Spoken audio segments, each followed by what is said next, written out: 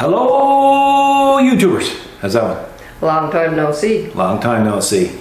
Apparently, there's a few of you who've missed me in front of the camera. For the love of God, I don't understand why, but anyway, I'm here. Anyway, we ran into a little problem with our zero turn. And tell you a little bit of history about the zero turn. We purchased it new in 2008. 9, I'm thinking. 2009? Okay, I said 8. I said 8 on Facebook. Good job. So Facebook friends, it's 9.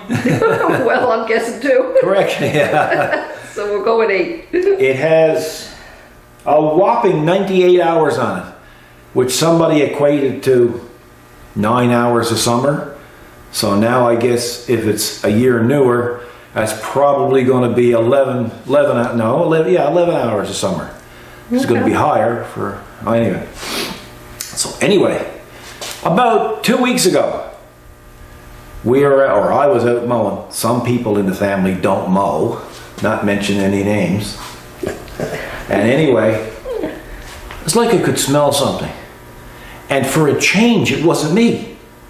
Okay. Right? So anyway, I said, now that's an odor I haven't smelled before. So when I turned around, the smoke was barreling out all over the back. So I came back to home base, which is 400 feet away.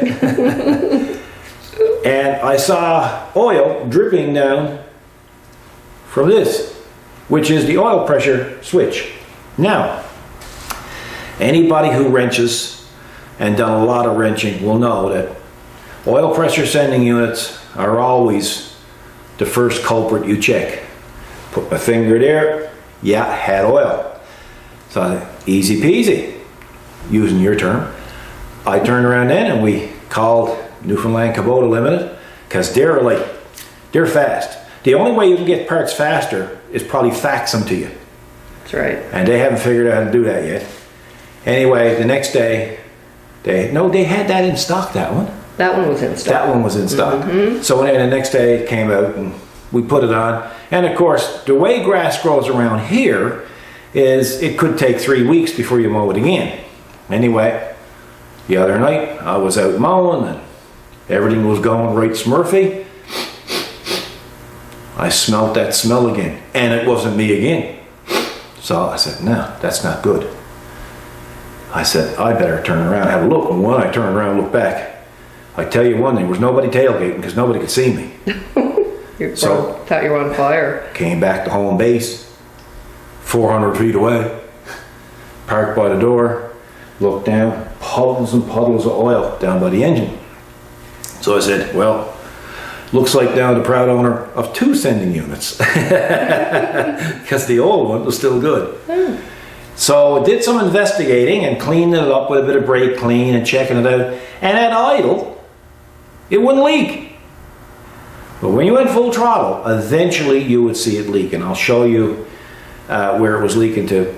I wasn't going to do a video on this because, well, for one thing, it's Saturday morning. Kathy is not normally out in the shop Saturday morning. And it takes me a lot longer to do these videos, to do my work if I have to videotape it. And I really don't have the patience for it much anymore, although sometimes you have to do it. And then Brent Skinner and my buddy Nathan on Facebook said, hey, you know what, why don't you do a video on it? And I said, no, I'm not going to do a video. And then of course I got to thinking. What were you thinking about? I was thinking that maybe this could help somebody out by doing the video. So Brent and Nathan kind of got to me, okay? And especially Brent. Brent said, well, you know, you're never in front of the camera anymore. Why aren't you in front of... So I'm trying to kill... Well, not trying to kill. I'm trying to pat 2 birds with the 1 stone. Yeah, that's right. Right? Yeah. You know, politically correct type of thing. Because I wouldn't kill a bird. Never. Never. Anyway, so here I am. So this video is a little bit different than in the format that we're going to use, than we've used in the past. I'm doing this short video here now, then at the end of my speaking, I'm going to show the pictures of each stage of what I did to take it out. It's kind of unique because the workshop manual is over there, And according to the workshop manual, they say to take, when you go to, well, first of all, I'll show you what was wrong with it. We're kind of jumping the gun. So anyway, I got it removed, I got it taken apart, and here's what you can see. It's the crankcase cover is the problem. Whoops. Sorry, late. Sorry, late. Hit Johnny. So there's the problem right there, folks. Okay, right there where that little green dot is. Yeah, you can see where the oil was coming up between here and coming out here. Yeah. It was going down here, and the oil pressure sending unit, as you can see, is here. Okay, so nowhere near. Well, it was because the fan was blowing it all around, and it was getting caught on the thing and falling out. It was everywhere. It wasn't just there, but I just assumed it was the oil pressure sending unit. Well, you go after the Yeah. easiest first, I guess. So this is a 2008, 2009, God only knows what year it is. It was bought brand new by us at Newfoundland Kubota Limited. It's a ZG222Z with a gas Kubota engine. Not Kawasaki, not Kohler, it's Kubota. And anyway, it's been flawless since we've owned it. But again now, folks, it's 98 hours. Does not like over the hill or anything. And so here we are. This is the problem. So what we're going to do is we're going to replace the gasket. And also there's a little O-ring right here that we're going to replace as well that goes over this dowel. So that's going to be done. And also we always replace the exhaust gaskets. So, and here are the parts right here.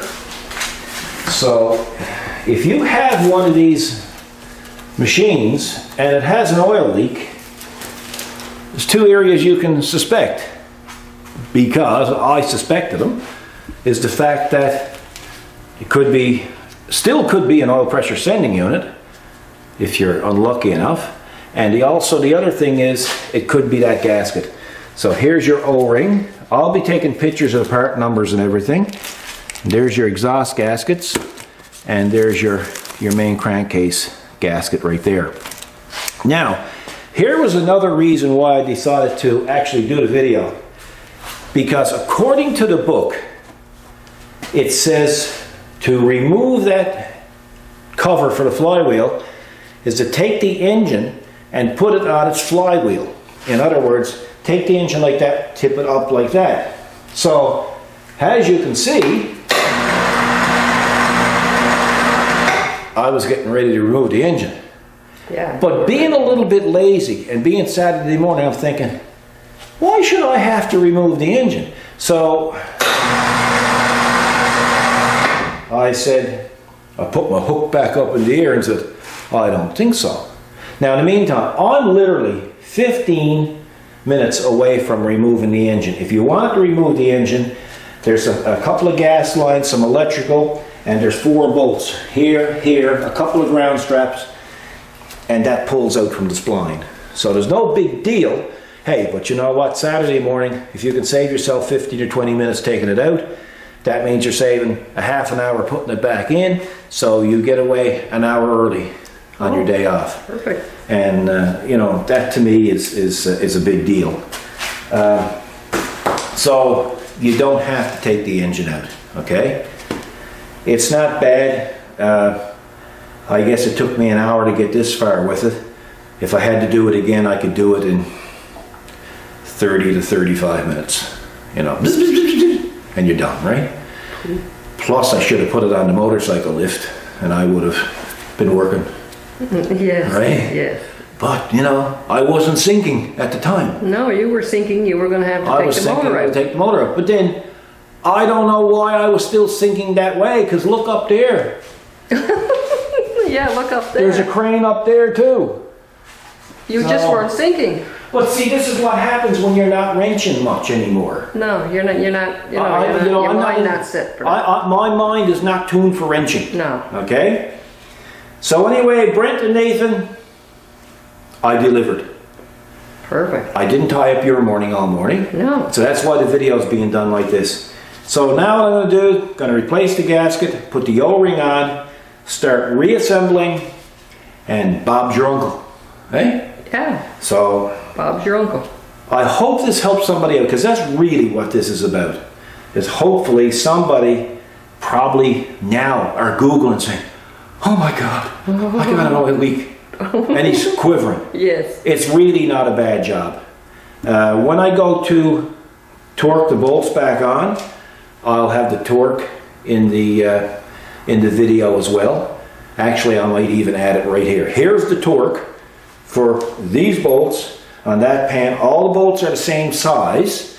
So what you do is you put them on, you just torque them down to this torque. And there you be. Again, Bob your uncle. So we'll see you next video, folks. It'll probably be Kathy. Kathy, apparently the compressor wanted to get in on the video too. He's kind of feeling a little bit left out. And you know, I got something else to tell you. We have one of our fans here watching today as I do this job, this show. Oh yes, there's our fan. Here's our fan. Not quite as big as my fan. No, I'm telling you, we went to Princess Auto the other day, folks, and I'm going to insert a picture here. This is Kathy's biggest fan. Yep. And she met him at Princess Auto. So we'll leave you with that. And we'll see you in the next video. Have a great weekend. Take care of yourselves. Be good to each other. And God bless.